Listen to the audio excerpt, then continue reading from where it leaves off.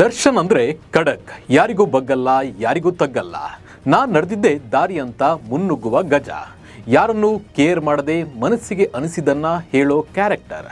ಸಾಕಷ್ಟು ಜನಕ್ಕೆ ದರ್ಶನ್ ಮಾತಿನ ಸ್ಟೈಲ್ ಇಷ್ಟ ಆದರೆ ಇನ್ನು ಕೆಲವರು ಇದೆಲ್ಲ ಅಹಂಕಾರ ಅಂತ ಹೇಳಿದ್ದೂ ಇದೆ. ಆದರೆ ದರ್ಶನ್ ಮಾತು ಈಗ ಬದಲಾಗಿದೆ. ಜೈಲಿಗೆ ಹೋಗಿ ಬಂದ ಮೇಲೆ ದರ್ಶನ್ ಫುಲ್ ಡಲ್ ಆಗಿದ್ದಾರೆ. ಖಡಕ್ ಮಾತಿಲ್ಲ, ಮುಖದಲ್ಲಿ ಹಳೆ ಗತ್ತು ಕೂಡ ಈಗಿಲ್ಲ. ಮನಸ್ಸಿಗೆ ಆದ ನೋವು ಮುಖದಲ್ಲಿ ಕಾಣ್ತಾ ಇದೆ. ಹಾಗಿದ್ರೆ ಬನ್ನಿ, ದರ್ಶನ್ ಯಾಕೆ ಇಷ್ಟು ಡಲ್ ಆಗಿದ್ದಾರೆ ಅನ್ನೋದನ್ನು ಹೇಳ್ತೀನಿ. ನಾನು ನಿಮ್ಮ ಶಿವರಾಜ್ ಬಾಣಂಕಿ.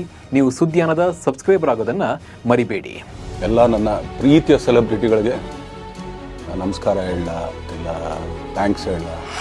ಬಟ್ ಇವತ್ತು ಆ್ಯಕ್ಚುಲಿ ಇಲ್ಲಿ ಕೂತ್ಕೊಳ್ಳೋಕ್ಕಾಗಲಿ ಹೇಳೋಕ್ಕಾಗಲಿ ಒಂದೇ ಒಂದು ರೀಸನ್ ಏನಂತಂದರೆ, ಯಾಕಂದರೆ ನೀವುಗಳು ತುಂಬ ಆಸೆ ಪಟ್ಟಿದ್ರಿ. ನನಗೂ ತುಂಬಾ ಆಸೆ ಇತ್ತು, ಯಾಕಂದರೆ ಪ್ರತಿಯೊಬ್ಬರನ್ನು ಮೀಟ್ ಮಾಡಿ ಥ್ಯಾಂಕ್ಸ್ ಹೇಳೋಣ ಅಂತೇಳಿ. ಈ ಸಲ ಒಂದೇ ಒಂದು ಪ್ರಾಬ್ಲಮ್ ಏನಂತಂದರೆ, ಏನೋ ದೊಡ್ಡ ಪ್ರಾಬ್ಲಮ್ ಅಂತ ನಾನು ಹೇಳ್ತಲ್ಲ, ನನ್ನ ಹೆಲ್ತ್ ಇಶ್ಯೂ ಅಷ್ಟೇ, ಇನ್ನೇನೂ ಇಲ್ಲ.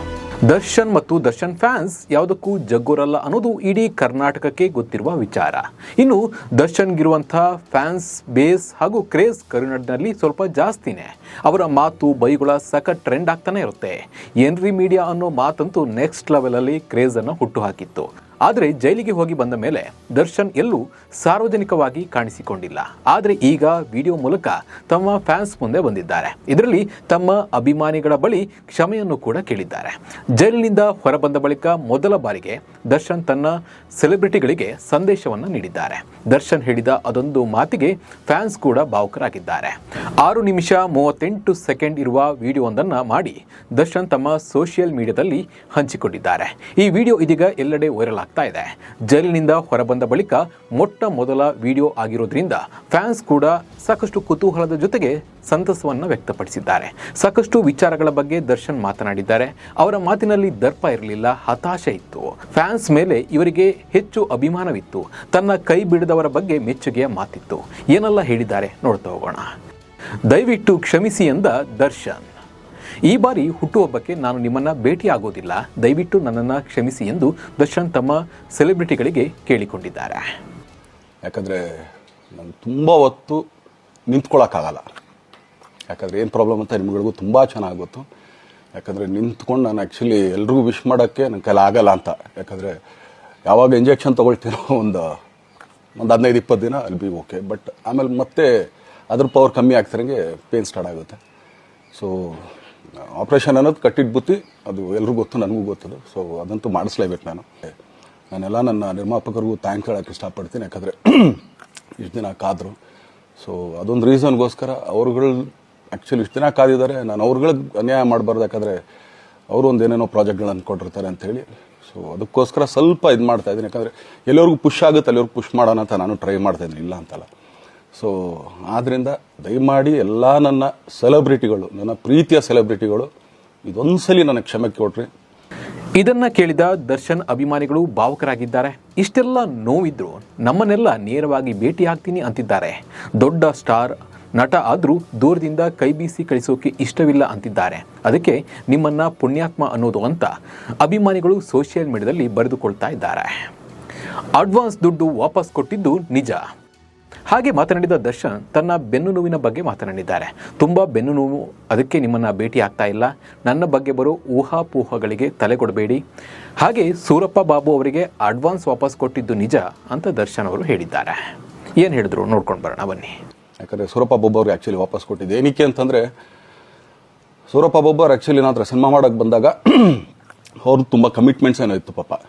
ಸೊ ಸಿನಿಮಾ ಆದರೆ ನನ್ನ ಕಮಿಟ್ಮೆಂಟ್ಸ್ ಎಲ್ಲ ಇದಾಗುತ್ತೆ ಅಂತ. ಯಾಕಂದರೆ ಇಂಡಸ್ಟ್ರಿಲಿ ನನಗೆ ಗೊತ್ತಿರೋರೊಬ್ಬರು ತುಂಬ ಪರಿಚಯ ಇರೋರು, ಅವ್ರನ್ನ ಕರ್ಕೊಂಬಂದು ಹಿಂಗಿದೆ ದರ್ಶನ ಮಾಡೋಣ, ಸರಿ ಅಣ್ಣ ಮಾಡ್ಕೊಡ್ತೀನಿ ಅಂತ.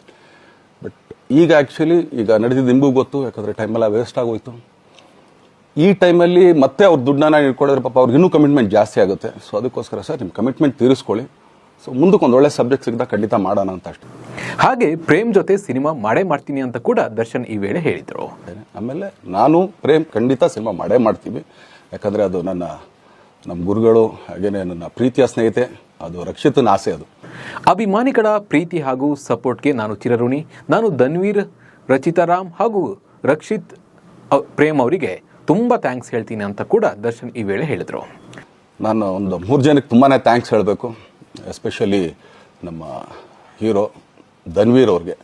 ಯಾಕಂದರೆ ಆತ ಪಾಪ ಯಾವಾಗಲೂ ಜೊತೆಲೇ ಇದ್ದು ನಮ್ಮೊಂದು ದೊಡ್ಡ ಬೆನ್ನೆಲುಬು ಮಾರಲ್ ಸಪೋರ್ಟ್ ಆಗಿದ್ದು. ಸೊ ಧನ್ವೀರ್ ಅವ್ರಿಗೂ ಥ್ಯಾಂಕ್ಸ್, ಹಾಗೇನೆ ನಮ್ಮ ಬುಲ್ಬುಲ್ ರಚಿತಾರಾಮ್ ಅವ್ರಿಗೂ ತುಂಬಾ ಥ್ಯಾಂಕ್ಸ್, ಹಾಗೇನೆ ನನ್ನ ಪ್ರಾಣ ಸ್ನೇಹಿತೆ ಆದ ರಕ್ಷಿತ್ಗೂ ಥ್ಯಾಂಕ್ಸ್. ಸಾಯೋ ತನಕ ಕನ್ನಡದಲ್ಲೇ ಸಿನಿಮಾ ಮಾಡ್ತೀನಿ, ನಾನು ಬೇರೆ ಯಾವ ಭಾಷೆಯಲ್ಲೂ ಕೂಡ ಸಿನಿಮಾ ಮಾಡಲ್ಲ, ಕನ್ನಡದಲ್ಲೇ ಇರ್ತೀನಿ ಅಂತ ದರ್ಶನ್ ಹೇಳಿದರು. ಏನೋ ದರ್ಶನ್ ಆ್ಯಕ್ಚುಲಿ ಬೇರೆ ಲ್ಯಾಂಗ್ವೇಜ್ಗೆ ಇಲ್ಲೇ ಇಷ್ಟೊಂದು ಪ್ರೀತಿ ಅಭಿಮಾನ ತೋರಿಸಿದ್ದೀರಾ, ಎಲ್ಲ ಮಾಡಿದ್ದೀರಾ, ಸುಮ್ಮನೆ ಎಲ್ಲಿಗೆ ಅಂತ ಹೋಗಲಿ, ಸಾಯೋವರೆಗೆ ಇಲ್ಲೇನೆ. ಈ ಬಾರಿ ಹುಟ್ಟುಹಬ್ಬಕ್ಕೆ ನಾನು ನಿಮ್ಮನ್ನು ಭೇಟಿಯಾಗೋದಿಲ್ಲ, ದಯವಿಟ್ಟು ನನ್ನನ್ನು ಕ್ಷಮಿಸಿ ಎಂದು ದರ್ಶನ್ ತಮ್ಮ ಸೆಲೆಬ್ರಿಟಿಗಳಿಗೆ ಕೇಳಿಕೊಂಡಿದ್ದಾರೆ. ಆದರೆ ದರ್ಶನ್ ಬಾಯಿಂದ ಅದೊಂದು ಮಾತಿಗೆ ಫ್ಯಾನ್ಸ್ ನಿಜಕ್ಕೂ ಭಾವುಕರಾಗಿದ್ದಾರೆ. ನಿಮ್ಮನ್ನು ದೂರದಿಂದ ಮಾತನಾಡಿಸುವುದು ಇರಲಿ, ಸುಮ್ಮನೆ ದೂರದಿಂದ ಕೈ ಬೀಸೋಕೆ ನನಗೆ ಇಷ್ಟ ಇಲ್ಲ, ಎಲ್ಲರನ್ನ ನಾನು ನೇರವಾಗಿ ಭೇಟಿ ಆಗ್ತೀನಿ ಅಂತ ಅಭಿಮಾನಿಗಳಿಗೆ ದರ್ಶನ್ ಸಂದೇಶವನ್ನು ನೀಡಿದ್ದಾರೆ. ಹೀಗಾಗಿ ಫ್ಯಾನ್ಸ್ ಕೂಡ ಇವರ ಗುಣಕ್ಕೆ ನಾವು ಮೆಚ್ಚುಗೆಯನ್ನು ವ್ಯಕ್ತಪಡಿಸ್ತೀವಿ ಅಂತ ಕೂಡ ಹೇಳ್ತಾ ಇದ್ದಾರೆ. ಒಟ್ಟಿನಲ್ಲಿ ದರ್ಶನ್ಗೆ ಬೆನ್ನು ನೋವು ಬಿಟ್ಟು ಬಿಡದೆ ಕಾಡ್ತಾ ಇದ್ದು ಅದರಿಂದ ಹೊರಗೆ ಬರೋಕೆ ಬಹಳ ಕಷ್ಟಪಡ್ತಾ ಇದ್ದಾರೆ. ಆದಷ್ಟು ಬೇಗ ದಾಸನ ಅಬ್ಬರ ಶುರುವಾಗಲಿ ಅಂತ ಫ್ಯಾನ್ಸ್ ಕೂಡ ಕಾಯ್ತಾ ಇದ್ದಾರೆ. ಈ ಬಗ್ಗೆ ನಿಮ್ಮ ಅನಿಸಿಕೆ ಮತ್ತು ಅಭಿಪ್ರಾಯವನ್ನು ಕಮೆಂಟ್ ಮೂಲಕ ತಿಳಿಸಿ. ನಮಸ್ಕಾರ. ಸೊ ಆದ್ದರಿಂದ ದಯಮಾಡಿ ಇದೊಂದ್ಸಲಿ ನನ್ನ ಮೇಲೆ ಕ್ಷಮೆ ಇರಲಿ ಅಂತ ಕೇಳ್ಕೊಳ್ತೀನಿ. ಎಲ್ಲ ನನ್ನ ಪ್ರೀತಿಯ ಸೆಲೆಬ್ರಿಟಿಗಳಿಗೆ ತುಂಬ ಧನ್ಯವಾದಗಳು.